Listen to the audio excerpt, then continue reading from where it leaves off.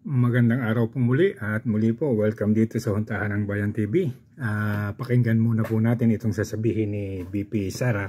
Ito po ay tungkol dun sa kanyang na-approve na budget at saka yung kinalaman ng dalawang tao dun sa Kongreso na nagdidesisyon, si Martin Romualdez at saka si Saldico. At pagkatapos po magkomento tayo kung bakit parang si Sara Duterte at ang kanyang mga kapatid, tatay, ay ultimate goal ng PBBM administration na mawala sa kanilang landas. Ituloy muna po natin ito. Deliberations sa budget, although they're still hoping na magpapakita po kayo, if first come to worst na talagang mapako na po sa 733 million lang po ang ma-approve. What can the OVP do with that budget? We will see. Sinabi ko naman na noon, no, yung rason kung bakit hindi na kami mag-participate sa budget deliberations ng Office of the Vice President dyan sa House of Representatives. Dahil nga sinabi ko na dalawang tao lang naman yung nagde-decide dyan, Congressman Saldico and Congressman Martin Romualdez. At sinabi ko din, yung proof ko kung bakit sila lang dalawa, and may paper trail yung sinabi ko against them. So, ang naaproban pong budget ni VP Sara sa kanyang Vice President Office ay 733 million. Malayo po ito sa mahigit 2 bilyon na kanyang naging proposal.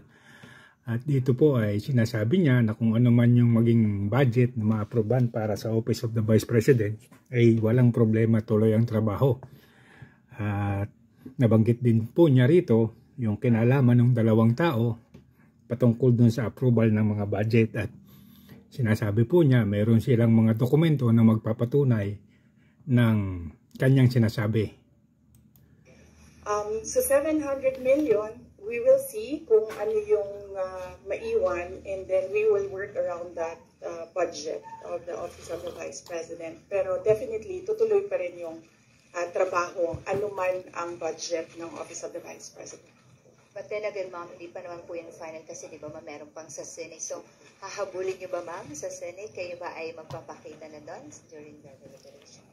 Yes, meron. Nag-aandi kami ng schedule galing sa Senate for the plenary budget hearing ng Office of the Vice President. So, a-attend kami dun. Pero wala na kaming expectation na mahabol pa yan. Kasi nga, sinabi ko doon sa interview ko, pagdating sa bicameral, kung nasaan nandun na yung dalawa, the Senate and the House of Representatives, wala ding nasusunod doon except si Saldico at si Martin Romualdez. At ang example ko niyan ay yung attached na list, no, sa classrooms ng Department of Education, na kahit pa man tinanong ng mga senador, nandun pa rin siya sa final draft, and nandun pa rin siya sa General Appropriations Act. At ang isa pa doon na example ko sa inyo, na sila litlit naman ang nasusunod doon, yung kaguluhan nila at sagutan nila sa AKAP. Wala yung AKAP, diba? Nakita na lang nila yung AKAP sa bike camp. At sinasabi ni Saldico, hindi, pumirma ang mga senador eh. So, yun yung example ko na, yun yung proof ko na dalawang tao lang nasusunod dyan. Si Saldico at si Martin Romualdez. So, ayan po. Sabi po ng BP, dadalo naman daw siya sa bicameral meeting o sa hearing sa Senado at naghihintay na lang siya ng schedule. Pero hindi na niya inaasahan na magkakaroon pa ng pagbabago yung na-approve ng Kongreso na budget, kasi nandun na siya sa punto na talagang dalawang tao lang ang nasusunod sa budget. Walang magagawa ang Senado kung kung yung budget lang ng Vice President na yun ang aaproba ng dalawa. At meron daw po mga dokumento si VP Sara, hinalimbawa niya yung ginawa dun sa budget na sa DepEd na dinagdagan ng 10 billion dun sa GAA, nang hindi sila makakuha ng parte doon sa 5 million. At dyan din po ang sinasabi ni Vice President doon sa AKAP na doon na lang nakita sa GAA, pero inapruban pa rin ng Senado at inapruban pa rin ng Kongreso. So yan po. At dito po sa sitwasyon ngayon ng Vice Presidente, tuloy-tuloy po yung paninira nila at tuloy-tuloy din yung mga ginagawa nila para makahanap talaga ng dahilan. Ang una nilang plano ay impeachment at mayroon pang panawagan sa Kongreso yung mga young guns daw na sinasabi na mag-resign yung Vice Presidente. Ito po yung nandun naman sa hearing ng Good Governance and Public Accountability. Ito po yung sinasabi nilang babae, si Gloria Jumamil Mercado, na sinuhulan daw ni VP Sara. Panoodin po natin sandali yung kanyang testimonya. At least, Mr. Chair, I would know the Vice President is watching us because she just had a press conference and she said that she's denying giving former DepEd Undersecretary Gloria Mercado 50,000 for 9 months. And the Vice President saying that Mercado was let go because she used DepEd to solicit donations from the private sector amounting to 16 million without her knowledge. And she adds that she will provide the media with paper trail to back up her claim, describing Mercado as a disgruntled former DepEd official. I think, ma'am, given your long history and long service to the Republic, 40 long years, I think it's fair for you to be given the opportunity to reply to the Vice President. So yan pong nagsasalita ay si Jude Asidre. Kung atin pong matatandaan, itong si Asidre, ito po yung representative ng Tingog Party List. Ito po yung nagsabi na dating Presidente Rodrigo Roa Duterte daw ay hindi pumunta doon sa napinsala ng Yolanda.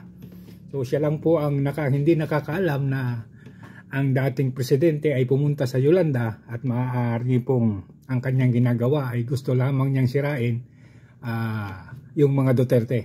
At ito pong si Gloria Jumamil na ito ay nagsasabi na siya raw ay sinuhulan ng Vice Presidente ng 50,000 sa loob ng 9 na buwan. Ituloy-tuloy po natin sandali. I don't want to do this, but since siya na yung nagsabi, i-turn over ko na yung envelope. The envelopes where the money was. So, hayan po, na itino-turn over niya yung envelope sa Congress na nandun daw yung pera. Nakakapagtaka lang kasi sa loob ng 9 na buwan, di niya ginalaw yung pera.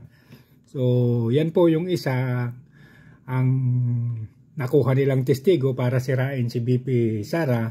At ito naman po ay pinabulaanan ni Vice Presidente Sara dahil ito raw si Jumamil na ito, Mercado, si Gloria ay nagsusulisit ng 16 million nang hindi ipinapaalam sa kanya. So yan po yung isa na ginagawa ng Kongreso para sirain si VP Sara.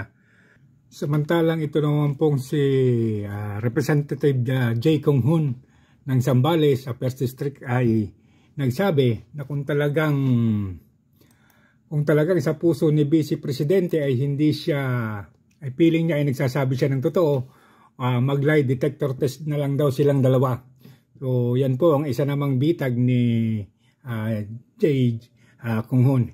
Hindi na daw kailangan pang mag-deny o manira sa press con. So yan po naman ang isang sinasabi. Ang atin pong isang natatandaan dito kay Kung Hun, ito po ay isa doon sa nakalista sa narcolist ng dating Pangulong Rodrigo Roa Duterte. O kapag atin pong babalikan yung mga pangyayari, talagang naka-full swing yung Kongreso sa paninira kay VP Sara at sa kanyang pamilya, yung kanyang mga kapatid at yung kanyang ama. Kasi po sa Quad Committee ay tuloy-tuloy din ang hearing at mukhang gustong-gusto nilang idawit yung dating presidente. So ito pong nangyayari kay BP Sara, parang ito na yung ultimate goal ng BBM administration na ibagsak o masira ang mga Duterte. Kasi po kung ating papansinin, pinipilit nilang magkaroon ng kaso, naghahanap talaga sila ng paraan para makabuo ng kaso. Ito nga yung kay Gloria Humamil Mercado at saka yung confidential fund. Doon sa confidential fund, nabokya na sila, pero dito kay Mercado, mukhang sa wala rin ito mapupunta kasi may mga dokumento na nagsasabi ng katiwaliang ginawa nito kaya siya natanggal at hindi totoo yung kanyang sinasabing siya ay sinuhulan. Anyway, yung mga young guns ay tuloy-tuloy pa rin at isa nga ang nangyari, nabuo nila, natapyas talaga yung budget ng presidente kasi ang inaasahan ng vice presidente, kasi ang inaasahan talaga nila mapilayan yung vice presidente at hindi makagalaw. Nang sa ganon, magkaroon sila ng pagkakataon na maagaw yung atensyon ng tao. Pero malabo-labo po yan kasi alam ng mga tao ang sitwasyon. At ang isang nakakapagtaka, lahat halos ng usapan ngayon sa Kongreso at Senado ay puro sa mga Duterte. At kung tutusin, talagang nakalimutan na nila yung ibang problema ng bansa, kamukha ng problema sa agrikultura, na tuloy-tuloy ang pagtaas ng bilihin ng mga agricultural products at umaasa na lang tayo sa importation. Yung inflation, tuloy-tuloy ang pagtaas at ang ginagawa na lang ng gobyerno, pagka may mga tanong, biglang maglalabas ng survey result na nagsasabing bumaba ng ganito yung inflation ngayong buwan na hindi naman talaga makita at maramdaman ng mga tao. Tapos yun pong kanilang mga infrastructure project ay mukha naman talagang walang pinatutunguhan kasi po kahit sa Kongreso sinabi po ni Stella Kimbo na hindi naman totoo talaga yung project ng gobyerno na 5,500 na flood control. At ito pa pong isang droga, isa pang problema, itong droga na patuloy-tuloy din ang paglaganap. Ngayon po meron pang isang problema, nag-announce na po yung tubig na tataas ang kanilang singil. Nag-announce na rin po yung Meralco na tataas din ang kanilang paniningil. Pero ito po ay hindi napapag-usapan at ang lagi na lang pong nakasalang sa usapan ay si Sara Duterte kung paano siya may impeach. So, ang isa nilang hinahabol ngayon talaga, maalis ang Duterte sa kanilang landas para pagdating ng eleksyon, makupo nila yung posisyon na gusto nila. At medyo dito, hirap na hirap silang humanap ng rason.